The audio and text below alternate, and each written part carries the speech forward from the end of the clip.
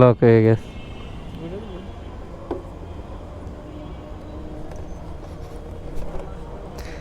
Recently এই ধরনের সমস্যায় প্রায় সময় পড়তে হইতেছে। আর এটা নিয়ে একটা অনকল সার্ভিসের যে সিস্টেম, সামনে একটা V3 খুব সুন্দর রাইড করতেছে, বাট V3-র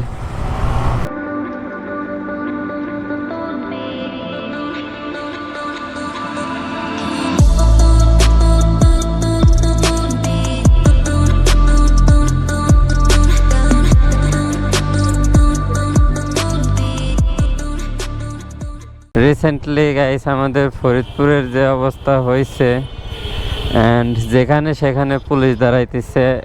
এমনকি এই মোড়েও আমি কোনোদিন পুলিশ পাইনি, বাট এখন এই মোড়েও পুলিশ দাঁড়ায়।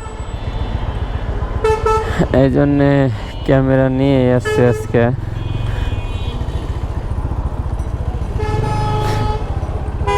এটা কি গাড়ি না আর কিছু ভাই? কেমন এটা? জরুরি বিদ্যুতের কাজে নিয়োজিত?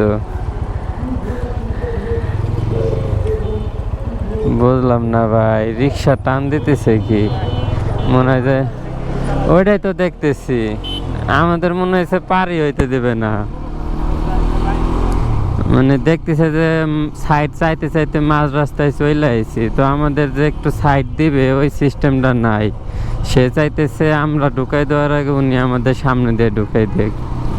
তো যাই হোক, hey everyone, this is your host Shamim Ahmed Shuvo and welcome to my YouTube channel SK blogs. I hope guys আপনারা সবাই ভালো আছেন এবং আমিও ভালো আছি।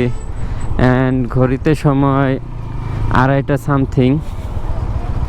বেরোইছি আমি আর আসিফে GPX ডেমন নিয়ে, আর একটু ফরিদপুর শহরের মানে ভাবসাবটা বুঝতে এলাম।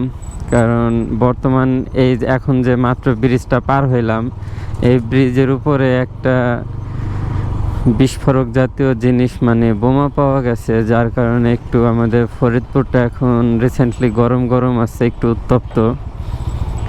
কড়াকড়ি আইন চলতেছে শহরের মধ্যে দিয়ে, মোটামুটি বলা গেলে চিরুনি অভিযানের মতো একটা সিস্টেম হয়েছে। প্রচুর পরিমাণে অভিযান চলতেছে, আর প্রত্যেকটা বাইক কার দেন মানে যা যা আছে সব কিছু চেক করা হয়েছে। মোটামুটি আমাদের ফরিদপুর শহরের ভিতরে ঢোকার যে মেন রোডগুলো আছে বা যে পয়েন্টগুলো আছে, এন্ট্রি পয়েন্ট, এক্সিট পয়েন্ট, সব জায়গায় চেকপোস্ট বসানো হয়েছে পুলিশের।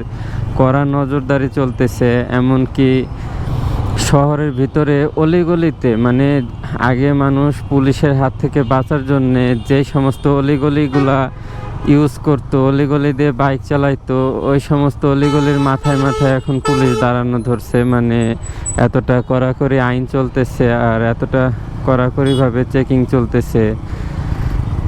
বাট আমাদের প্যারা নাই, বাইকের পেপার সব কিছুই আছে। অ্যান্ড সামনে অনেক জ্যাম। যেহেতু আমি মেডিকেলের রোডে যাইতেছি, তো শর্টকাটটা আমি ইউজ করতে পারি। এখন হচ্ছে একটু সুন্দরবন কুরিয়ার সার্ভিসে যাব। ঢাকা থেকে একটা পার্সেল আইছে, পার্সেলটা রিসিভ করতে।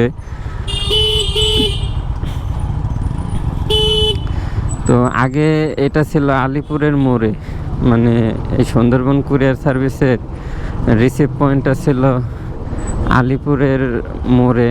বাট মানে ওইখান থেকে পাঠানো হয়তো, ওইখান থেকে কুরিয়ার আসলে রিসিভ করা হয়তো। আর এখন ওইখান থেকে শুধু আপনি কুরিয়ার করতে পারবেন, বাট কোনো কুরিয়ার আসলে রিসিভার করা যায় না ওই জায়গা থেকে। এখন রিসিভ করার মেন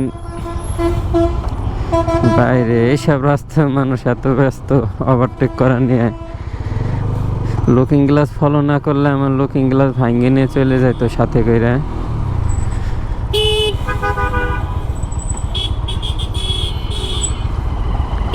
ওই যে বাসের সামনে দিয়ে উকি দিতেছে এক একজন আইসা। যাই হোক, একটু দেখা শুনে যাইতে হবে। মানে এখন মূলত হয়েছে কি, কোনো মামলা দিতেছে না, কিছু দিতেছে না। যেখানে অনলি পুলিশ আছে ওই জায়গা মামলা দিতেছে, আর অন্য জায়গায় যেখানে 2-1 জন সেনাবাহিনী আছে আর বাদ বাকি সবাই সিভিলে। বোঝাই যায় না যে কোথায় পুলিশ আছে, মানে কোথায় চেকিং চলতেছে কোথায় চলতেছে না বোঝাই যায় না। সেখান থেকে ধরে ফেলাইতেছে। আরে একটু তেল নিতে হবে, আমার খেয়াল নাই। আমি উল্টো সাইড দিয়ে ঢুকলাম। যাক, তেলটা নেই, দেন ভিডিওতে ব্যাক করতেছি।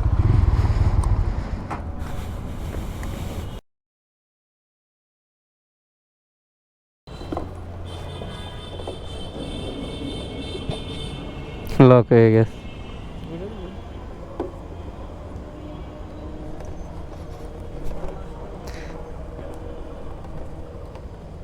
চাবি ভাঙে দেয় না, দেখিস।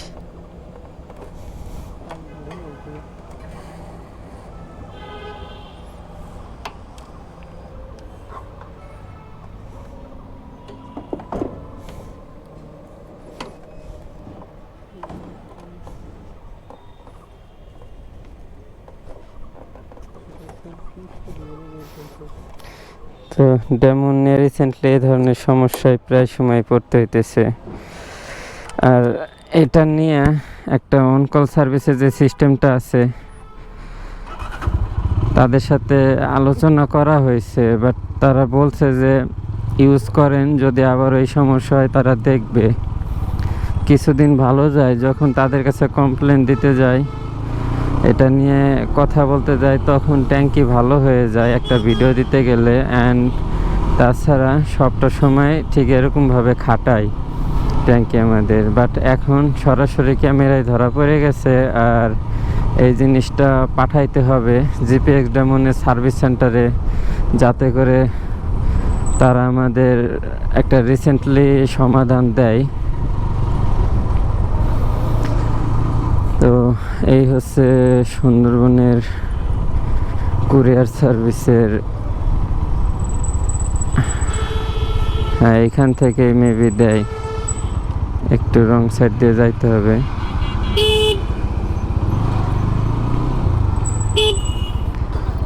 তো এইখানটায় মূলত কুরিয়ার সার্ভিসের পার্সেলটা আসে আর রিসিভ করতে হয়।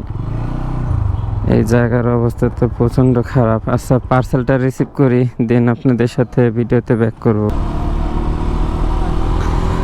তো পার্সেলটা রিসিভ করা হয়ে গেছে, বেশি না, মাত্র 2 মিনিটের মতো লাগছে।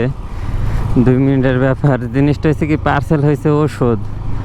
মানে আমাদের ফরিদপুরে আমার নানা আর কি কিছুদিন আগে ঢাকা থেকে ডাক্তার দেখায় আসছে, বাট ওই জায়গা থেকে ওষুধ নিয়ে আসছিল, ওষুধগুলো শেষ হয়ে গেছে। আর এখন হয়েছে কি, আমাদের ফরিদপুরে কোথাও ওই ওষুধগুলো পাইনি, সিম্পল জাস্ট কিছু ব্যথা রিলেটেড ওষুধ। এখন সেইগুলো আবার ঢাকা থেকে কিনে পার্সেল করে আনা হয়েছে, মানে ঢাকা থেকে কিনে পাঠাই দিছে। দেন ওইটা এখান থেকে রিসিভ করলাম, জাস্ট 2 মিনিটের মতো লাগলো। এটা আবার নিয়ে পৌঁছায় দিয়ে আসতে হবে। বুঝতেছি না, গাড়ি ব্রেকও করে না, ডাইনে বায়ে যায়ও না, স্লো হয়ে গেছে আচমকা। এক সাইডের লাইট কম জ্বলে, আর এক সাইডেরটা বেশি জ্বলতেছে। লাইটও ঠিকঠাক নাই, আনফিট গাড়ি নিয়ে বেরোয় গেছে। এই হচ্ছে আমাদের বাংলাদেশের অবস্থা। আর শহরের ভিতরে ময়লার স্তূপ বানায় ফেলাইছে। বাট এখন একটু মোড়ের উপর দিয়ে যাব, জাস্ট একটু রিস্কি ব্যাপার আছে এখানে, কারণ সামনে মোড়েই পুলিশ থাকে। দেখা যাক ভাই, পুলিশ নিয়ে তো প্যারা নিয়ে লাভ নাই, কারণ পেপার সব রেডি আছে, ওইগুলো নিয়ে প্যারা নাই। বাট এখন বর্তমান হয়েছে কি, মানে যেটা বললাম আর কি, যে 3টা জিনিস: হেলমেট, ড্রাইভিং লাইসেন্স, গাড়ির পেপারস, মানে 3টার যে কোনো একটা না থাকলে কোনো মামলা দিতেছে না, কিছু দিতেছে না, ডিরেক্টলি গাড়ি আটকাই দিতেছে 10 দিনের জন্যে। মানে কোন লেভেলের শাস্তি দিতেছে! এই কাজটা করতেছে সেনাবাহিনী। মানে সেনাবাহিনীর হাতে যদি গাড়ি পড়ে, এই একটু ফল পাইলে তারা পুরো মানে 10 দিনের জন্যে বাইকটাই আটকাই দিতেছে, আর অন্য পাশ দিয়ে সেনাবাহিনীর গাড়ি যায়। আর যদি মানে পুলিশ বা সার্জেন্টের হাতে পড়ি, তাহলে ডিরেক্টলি মনে করেন মামলা। তো এই হচ্ছে অবস্থা। বাট কড়াকড়ি আইন চলতেছে এখন, মোটামুটি এখানে পাইতেছি না, বাট প্রায় সময় এখানে দাঁড়ায়। বর্তমানে এখানেও পুলিশ দাঁড়ায়। বাট যে রাজবাড়ী রাস্তার মোড়, মানে এন্ট্রি পয়েন্ট যেগুলো ফরিদপুরের, সব জায়গায় একেবারে কড়া লেভেলের আইন কানুন চলতেছে। ডিরেক্টলি মানে সব কি বলবো, এই যে একটা মোড়, পুলিশ না থাকলে সব উল্টা যায়, জ্যাম বাঁধায় রাখছে, এইগুলা নিয়ে কিছু বলতে পারি না। মানে এখানে যে অবস্থা হয় এদের কারণে, একটা পুলিশ না থাকলেই মানে নিজেরাই আমরা আইন ভাঙা শুরু করে দেই, রুলস নষ্ট করি। তো পুলিশ কি করবে ভাই, সব কাজ তো আর সরকারের না। মানে মানুষ ঠিক, জনগণ ঠিক না হলে তো আর সরকারে কিছু করতে পারতেছে না। অ্যান্ড এন্ট্রি পয়েন্টগুলো আর কি মূলত পুলিশে চেকপোস্ট বসাইছে, সব কিছু চেক হইতেছে। আর এই যে এখানে যে খড়িজাবাগুলো দেখা যাইতেছে বাদামালার, তো এইখানে মূলত একটা বোমের ব্যাগ রাখা হয়েছিল, আর ওইটাই ব্রিজের নিচে ডিফিউজ করা হয়েছে। আমাদের কয়েকটা ইউনিট, সেনাবাহিনী, দেন পুলিশের ইউনিট, ডিবি, মানে যত ইউনিট আছে সবাই মিলে একত্রে কাজ করে তারপর বোমটা ডিফিউজ করছে। একটা বোম ইউনিট, বোম স্কোয়াডের আর কি লোকজন আসছিল, অফিসাররা। সামনে একটা V3 খুব সুন্দর রাইড করতেছে, বাট V3-র ইয়াটা, নাম্বার প্লেটটা একটু ব্যাকা হয়ে গেছে। বাট V3 আমাকে একটু ভালো কাজ করলো, নামে একটা সিগন্যাল দিল যে ওভারটেক করা যাবে না বা স্লো আসতে হবে। বাট এটাই হচ্ছে ভাই বাইকারদের কাজ, বাইকারদের সাথে বাইকারদের একটা কানেকশন। তো আমি একটু এই রোডটা পার করি, দেন ভিডিওতে আবার ব্যাক করব। And welcome back everyone. তো বাইক রাইড করতে করতে অলমোস্ট অনেক দূর চলে আসছি, আর এখন বাইকের পিছনে 2 থেকে 3 হয়ে গেছে। মানে আমরা আমাদের আর একটা টিমমেটকে উঠাই নিছি, আর এখন ডিরেক্টলি চলে যাব নানুর বাসায়। আর আমাদের ফরিদপুরের যে, এটাকে কি বলে, সবাই ওরসে যায়, মেবি ওরস বলে থাকে, বা আটরশি, যেটা ওইগুলা মনে হয় আবার শুরু হয়েছে।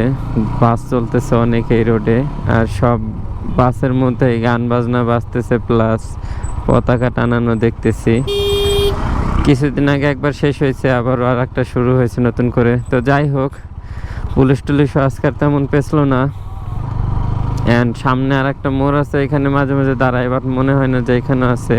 অ্যান্ড যেটা বলতেছিলাম, তো আজকের ভিডিওটা এই পর্যন্তই। আশা করি ভিডিওটা আপনাদের অনেক অনেক ভালো লাগছে। আর দেখি ডেমনের ট্যাঙ্কির কোনো সলিউশন আনা যায় কি না, বা ট্যাঙ্কিটা হয়তো বা তারা চেঞ্জ করে দিতে পারে ফ্রিতে, যা বলছিল আর কি।